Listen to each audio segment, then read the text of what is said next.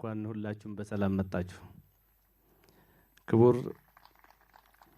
ክቡር ጠቅላይ ሚኒስትር ዶክተር አብይ አህመድ፣ ክብርት ቀዳማዊ እመቤት ዝናሽ ታያቸው፣ ክቡር የፌዴሬሽን ምክር ቤት አፈ ጉባኤ አገኘሁ ተሻገር፣ ክቡር አቶ አረጋ ከበደ የአማራ ብሔራዊ ክልላዊ መንግስት ርዕሰ መስተዳድር፣ ክብርት ፋንቱ የአማራ ክልል ምክር ቤት አፈ ጉባኤ፣ ክቡራን የክልል የፌዴራል የዞን የወረዳ የከተማ አስተዳደር አመራሮች፣ ክቡር ባለጸጋው አቶ በላይነህ ክንዴ የዚህ ፕሮጀክት ኮንትራክተር፣ ክቡራን የአካባቢው የሀገር ሽማግሌዎች፣ የሃይማኖት አባቶች፣ ተጋባዥ እንግዶች፣ ክቡራንና ክቡራት፣ በቅድሚያ ይህንን የሎጎ ሐይቅ ሪዞርት እንዲሰራ ሳይቱን ከማየትና ከመምረጥ ጀምሮ ይህንን እድል የሰጡንና እንደዚህ አይነት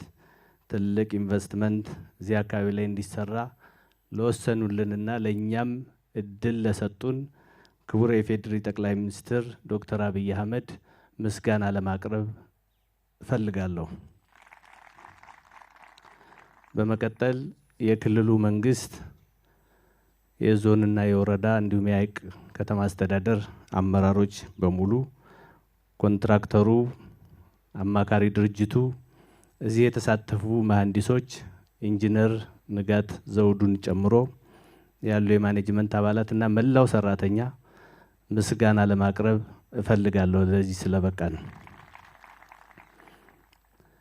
የሐይቅ አካባቢ የደቡብ ወሎ አካባቢ ህዝብ ይህም ፕሮጀክት ስንሰራ አንድም ቀን በምንም ነገር ሳይቆራረጥ ነው የሰራ ነው።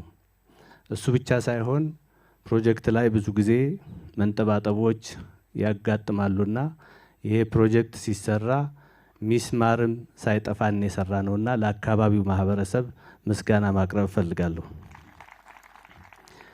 ይህ ዛሬ እየመረቅነው የምንገኘው የሎጎ ሐይቅ ሪዞርት ኢትዮጵያ በብልጽግና ጎዳና በፍጥነት እየገሰገሰች መሆኗን ለተመልካች የሚያሳይ፣ ለሰሚ የሚናገር፣ ያላመነን የሚከራከር፣ የተጠራጠረን የሚያጸና ቋሚ ምስክር ነው። የብልጽግና መንግስት የማይሰራውን ቃል አይገባም፣ ቃል የገባውንም አይዘነጋም። የመደመር መንግስት እቅዱ ከምርጫ በላይ ነው። ግቡ ሀገረ መንግስት መገንባት ነው። አንዲት ጠንካራ፣ የበለጸገች፣ የታፈረችና የተከበረች ፍትሐዊና ዲሞክራሲያዊት ህብረ ብሔራዊት ኢትዮጵያን መገንባትና ማጽናት ነው። የሎጎ ሐይቅ ፕሮጀክት ይህንን በዝርዝር የሚያሳይ ህያው ምስክር ነው። በዚህ አካባቢ በአንድ ወቅት ታሪክ አካል ነስቶ ሲንቀሳቀስ ነበር። በምድር ስር የተቀበሩ መሰረቶች፣ ከምድር በላይ የሚታዩት ቅሪቶች ታሪክ እዚህ አካባቢ እዚህ ቦታ ፈገግ ብሎ እንደነበር ይነግሩናል። በኋላ ግን ስንፍናችን ሲበዛ፣ ጠባችን ከልክ በላይ ሲያልፍ፣ እያፈረስን መገንባት ልምዳችን ሲሆን ታሪክ ፈገግ ማለቱን ትቶ ታሪክ ጨፍገግ ብሎ እንደነበር ይሄን አካባቢ ይሄ ሪዞርት ከመሰራቱ በፊት ያየ ምስክር ነው።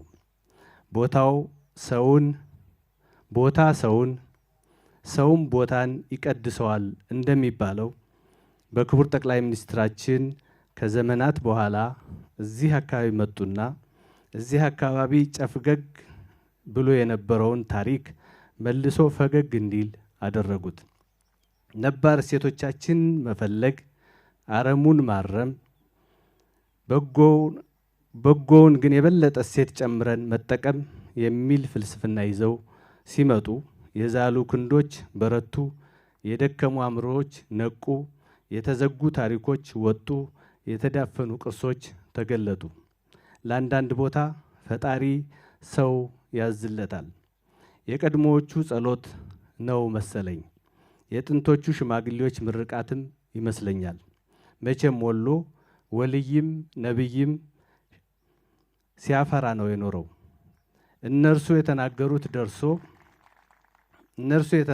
ደርሶ ነው መሰለኝ ተረስቶ ለኖረው ሐይቅ አካባቢ ክቡር ጠቅላይ ሚኒስትርን አመጣለት።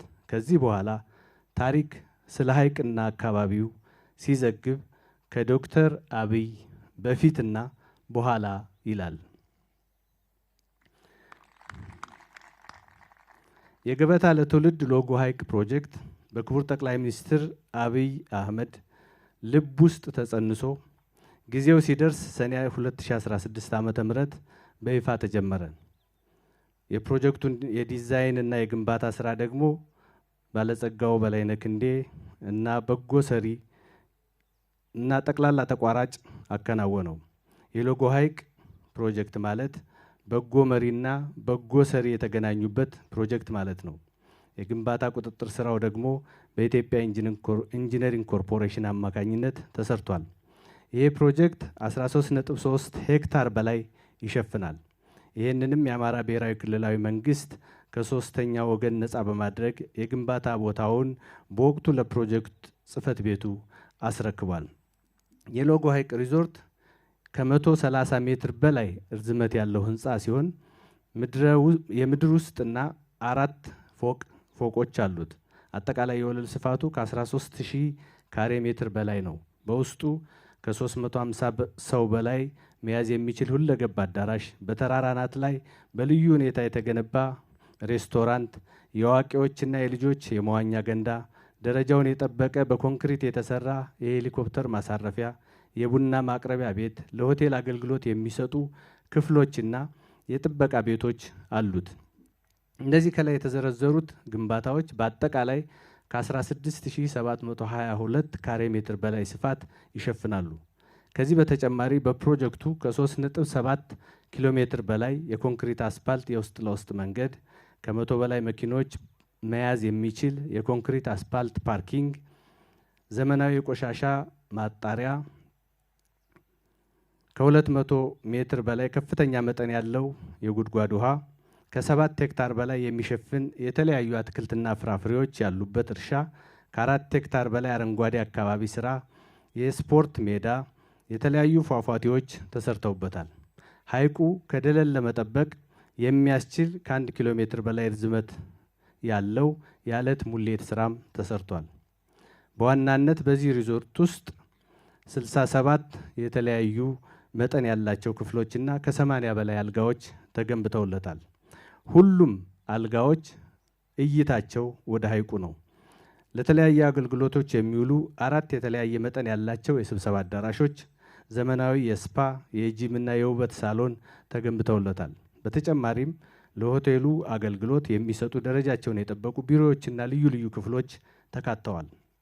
በዚህ ፕሮጀክት ለሁሉም ህንፃዎች አስተማማኝ የሆነ የእሳት አደጋ መከላከያ፣ አጠቃላይ የግቢውን ደህንነት ለመጠበቅ የሚያስችል ሲሲቲቪ፣ እያንዳንዳቸው 800 ኬቪኤ በላይ ኃይል ማመንጨት የሚችሉ 2 ጄኔሬተሮች፣ ከ300 ሺህ ሊትር በላይ መያዝ የሚችሉ የውሃ ታንከሮች፣ ዘመናዊና ኃይል ቆጣቢ የውሃ ማሞቂያ ስርዓት ተገጥሞለታል። ሁሉም ክፍሎች የአየር ማሞቂያና ማቀዝቀዣ አላቸው። የዚህ ፕሮጀክት ዲዛይንና የግንባታ ስራው በሀገር በቀል የስራ ተቋራጭ አማካሪ ድርጅቶችና ባለሙያዎች ሙሉ በሙሉ በሚባል ደረጃ የተሰራ ነው። የግንባታ ስራው ከተጀመረ ጀምሮ ለአንድ ቀንም ሳይቋረጥ ለዚህ ቀን ደርሷል። በዋናው ስራ ተቋራጭ ስር ከ20 በላይ የሀገር በቀል ንዑስ የስራ ተቋራጮች ተሳትፈዋል። ፕሮጀክቱ ተጀምሮ እስኪጠናቀቅ ድረስ በቀጥታ በአማካኝ ከ1000 ሰራተኞች በላይ ሲሳተፉ ቆይተዋል። ሀገር ወዳዱ ባለጸጋው በላይነህ ክንዴ ከዚህ አካባቢ አንድ ነገር ለመስራት የነበረው ምኞት ጠቅላይ ሚኒስትር አብይ የሰጡትን እድል ተጠቅሞ አሳክቷል። ይሄንን ሎጅ ብቻ ሳይሆን በሐይቅ ከተማ የሚገኘውን አንደኛና መለስተኛ ሁለተኛ ደረጃ ትምህርት ቤት ገንብቶ ኮምፒውተርና መጻሕፍት አሟልቶ ለማህበረሰቡ አስረክቧል። የመደመር መንግስት ሀገር የምታድገው በመንግስት በማህበረሰብና በግል ተዋናያን የጋራ ጥረት መሆኑን ይገልጣል። ይሄ እሳቤ ሐይቅ ላይ በተግባር ታይቷልና ለዚህም በአካባቢው ማህበረሰብ ስም ክቡር ጠቅላይ ሚኒስትራችንንና እንዲሁም ባለጸጋውን በላይነህ ክንዴን እንኳን ተሳካላችሁ ለማለት እወዳለሁ። ይህንን ፕሮጀክት ለዛሬ እንዲደርስ ተቋራጩ ድርጅትና አማካሪው ላደረጉት ያላሰለሰ ጥረት አሁንም በድጋሜ አመሰግናለሁ። በድርጅቱ ውስጥ ተመድበው ላገለግሉ አመራሮችና ሰራተኞች በድጋሜ ላቅ ያለ ምስጋና አቀርባለሁ። በአካባቢው የሚገኙ የሃይማኖት አባቶች በተለይ የሐይቅ እስጢፋኖስ አባቶችን ጨምሮ የሀገር ሽማግሌዎች፣ ወጣቶችና አመራሮች ፕሮጀክቱን የሚያደናቅፍ ነገር እንዳይኖር የሰጡት አመራር ለሌሎች አካባቢዎች ትምህርት የሚሆን ነውና በድጋሜ ማመስገን እፈልጋለሁ። ክቡር ጠቅላይ ሚኒስትር፣ ክቡራትና ክቡራን፣ የገበታ ለሸገር ፕሮጀክቶች ተጠናቀው ዛሬ ሀብት እያፈሩ ህዝብ እያስተሳሰሩ አገራችንን እያስተዋወቁ ነው። የገበታ ለሀገር ፕሮጀክቶች የፕሮጀክት አሰራርና አፈጻጸም መመሪያዎች ሆነው ተአምር እየተሰራባቸው ነው። የገበታ ለትውልድ ፕሮጀክቶችም በተከታታይ እየተመረቁ የኢትዮጵያን የቱሪዝም ቢዝነስ እያነቃቁ ነው። ኢትዮጵያ እየተለወጠች ነው። በዚህ የተነሳ በኢትዮጵያ ባቡር ቶሎ መሳፈር ይመከራል። በየማለዳው እዚህ ሀገር ውስጥ ብዙ ነገሮች ይለወጣሉ። እዚህ ሀገር ዛሬን ያላየ ሰው ኢትዮጵያን አውቃታለሁ ማለት አይችልም። በሰላም የምትገቡ ወገኖች ብዙ ነገር እዚህ ሀገር ሳይለወጥ እናንተም በገዛ ሀገራችሁ አስጎብኚ ሳትፈልጉ ቶሎ እንድትገቡ ምክሬን ለመለገስ እፈልጋለሁ። ሐይቅ እንኳን ከዚህ ሎጅ በፊትና በኋላ ይሄው ተቀይሯል።